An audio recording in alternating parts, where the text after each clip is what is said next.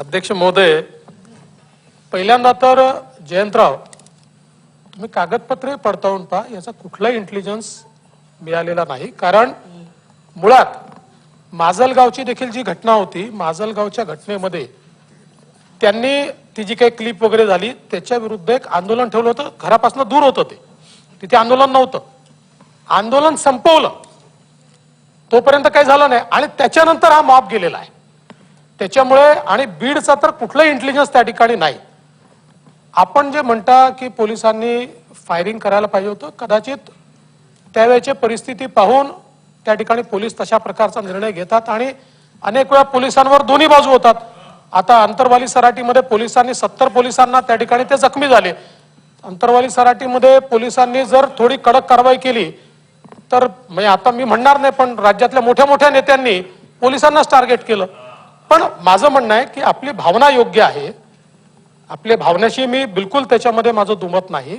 याच्यामध्ये कदाचित अजून कडक कारवाई करता आली असती, पण अनेक वेळा तिथली परिस्थिती पाहून, आता जसे 30 लोक आहेत, आता एवढा 5000 लोकांचा मॉब आहे, तिथे काही पोलीस एवढ्या संख्येने नाही आहे की अरे हा सापडला याला उचलून घेऊन जाऊ.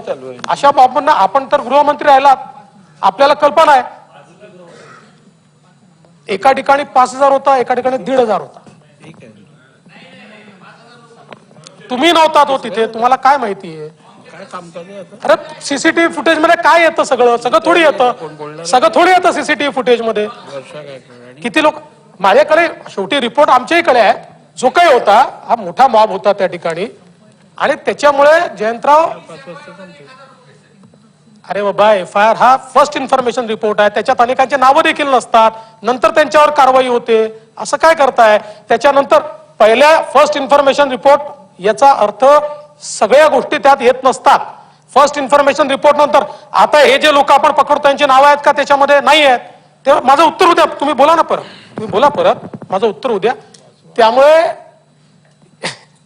या ठिकाणी जयंतराव, ही गोष्ट खरी आहे की याच्यामध्ये अधिकची कारवाई व्हायला पाहिजे होती आणि म्हणून मी सन्माननीय पालकमंत्र्यांशी चर्चा केली होती SITच्या संदर्भात.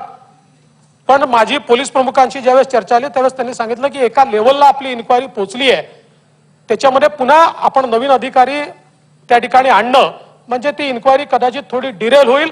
पण माझी हरकत नाही आहे, जर सभागृहाची इच्छा असेल तर या संदर्भात 2 दिवसामध्ये आम्ही SIT स्थापन करू आणि SITला ही कारवाई त्या ठिकाणी देऊ. आपण पप्पू शिंदे बद्दलच काय विचारलं? मी नावं सांगू, आता फोटो पण दाखवू, कोणाकोणासोबतचे कोण कोण लोक आहेत. याला राजकीय वळण देऊ नका जयंतराव. नाही, मग याच्यामध्ये हा सूरज चुंगडे कोण आहे, शिराळे कोण आहे, नवनाथ शिराळ कोणचा तो, नाही असं नको. हा बघा, हा राजकीय विषय नाहीये साहेब, नाहीये. आणि आता हे बघ, हे सगळे फोटोग्राफ माझ्याकडे आहे, कोणासोबत कोण आहे, कुठला आरोपी कोणासोबत आहे. त्यामुळे याला असं आहे, कोणाच्याही पक्षाचा असो, ज्यांनी जाळपोळीमध्ये त्या ठिकाणी काम केलं त्याच्यावर कारवाई झाली पाहिजे. ती कारवाई आम्ही निश्चितपणे करू आणि या संदर्भात मी पुन्हा सांगतो, कुठलाही आरोपी त्याला सोडणार नाही म्हणजे नाही. चला पुढे जाऊया आता. नाही झालं आता एकदा, किती वेळा तेच. चला जयंत पाटील साहेब, तुम्ही शेवटचं बोला. जयंत पाटील साहेब शेवटचं बोला. अध्यक्ष महोदय, हा विधानसभेच्या सदस्यांच्या घरावर एक नाही 2, 3, 4 जणांच्या 2 मिनिटं हो, त्यांचं तरी ऐका, माझं ऐकत नाही तर त्यांचं ऐका. चला अध्यक्ष महोदय, हा विधानसभेच्या सदस्यांच्या घरावर झालेल्या हल्ल्यांबद्दल प्रश्न लक्षवेधी आहे, महत्वाची आहे. आपण थोडासा वेळ द्यावा. मी फक्त एवढंच सन्माननीय उपमुख्यमंत्र्यांना लक्षात आणून देतो, माझ्या हातात तो फर्स्ट इन्फॉर्मेशन रिपोर्ट आहे. त्या ठिकाणी 2 डिस्क्रिप्शन आहेत. 30 तारखेला 17:30 ते 18 च्या सुमारास मोटरसायकलवर अचानक 200 ते 250 लोकांचा बेकायदेशीर जमाव हातात झेंडे वगैरे घेऊन आला. पुढं मध्येच एक आहे, बेकायदेशीर जमाव अंदाजे 600 ते 700 एकत्र जमला. त्यामुळे आपण जे 5000 वगैरे म्हणतात, दॅट इज ऑल फॉल्स. हे फर्स्ट इन्फॉर्मेशन रिपोर्ट हे पोलिसांनी दिलेली तक्रार आहे, कोणी प्रायव्हेट माणसाने नाही. त्यामुळे पोलीस अधिकारी किंवा पोलीस कर्मचाऱ्यांनी दिलेली ही किरण गंगाधर पवार 40 वर्ष नोकरी पोलीस उपनिरीक्षक नेमणूक पोलीस स्टेशन बीड शहर यांनी दिलेली FIR आहे. 5,000 इज रॉंग. 200, 250 किंवा 700, 600, 700 म्हणून मी म्हंटल की जे सराईत गुन्हेगार आहेत त्यांना पकडणं आवश्यक होतं. ठीक आहे, चला लक्षवेधी क्रमांक 6. अर्धा तास झाला या लक्षवेधीवर.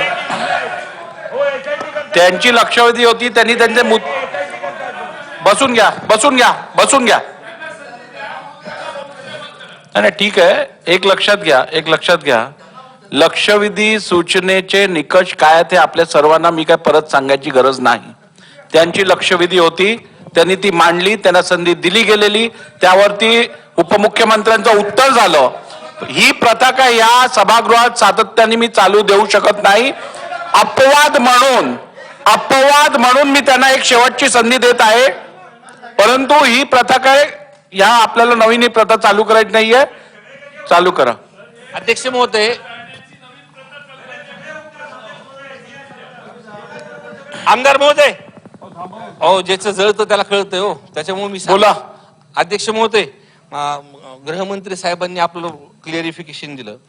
मी फक्त पहिल्यांदाच आमदार आलो, या सभागृहात सुद्धा खूप चर्चा झाली, पण मला एकच आपल्या क्लिअरिफिकेशन मध्ये, पहिल्या सुरुवातीपासून जो मॉब होता गृहमंत्री साहेब तो एवढा नव्हता. त्याचे फुटेज सगळे माझ्याकडे आहेत, जे सुभाष रोडवरतून चालू झाले. त्या मॉबला कंट्रोल नाही केलं म्हणून तो मॉब हळूहळू वाढत गेला. म्हणजे तो जिथं त्याची पहिल्या ठिकाणी जर त्याला अडवलं असतं ना अध्यक्ष महोदय, तर हा विषय झाला नसता. दुसरा विषय की FIR कॉपी मध्ये जे नोंद केलेली आहे की तिथं रबरी बुलेट चालल्या किंवा धुराच्या कांड्या चालल्या, हा विषय त्यांनी तो काही विषय हा तिथं झालेला नाही. तिसरा विषय, माझ्या घरासमोर गाडी उभा होती आणि त्या गाडीने अध्यक्ष महोदय, माझी अपेक्षा होती फक्त सायरन जरी वाजवला असता अध्यक्ष महोदय तर हा प्रकारच घडला नसता. आणि दुसरा विषय, समजा आपल्याकडे पोलीस यंत्रणा कमी होती, हा काही एका घंट्यात प्रकार झाला नाही. माजलगाव सकाळपासून हा प्रकार चालू झाला जिल्ह्यामध्ये, तेव्हा पोलीस यंत्रणेला हे सगळ्या गोष्टी कळाल्या होत्या अध्यक्ष महोदय. मग बीडचा सुद्धा प्रकार हा 2-2:30 वाजता चालू झाला आणि रात्री 9 पर्यंत चालू होता. जर पोलीस प्रशासनाकडे पोलीस बंदोबस्त कमी होता तर इतर जिल्ह्यातून सुद्धा एक 2-2.5 तासाच्या फरकावरती पोलीस यंत्रणा तिथं मागवली असती. चौथा मुद्दा अध्यक्ष महोदय, गृहमंत्री बोलताना म्हणले की जे सराईत गुन्हेगार आहेत, आणि त्यांनी हे पण सांगितलं की ज्यांचे फोटो आहेत, मी पूर्णपणे सहमत आहे. जे ज्यांच्याशी संबंधित असतील गृहमंत्री साहेब, तर पण त्यांच्यावरती कडक कारवाई करू का. मराठा समाजाच्या आंदोलनांचा ह्यांचा काही संबंध नव्हता. हे समाजाचे म्हणजे ह्यांनी विरुद्ध तिथं ह्यांनी काम केलेलं आहे.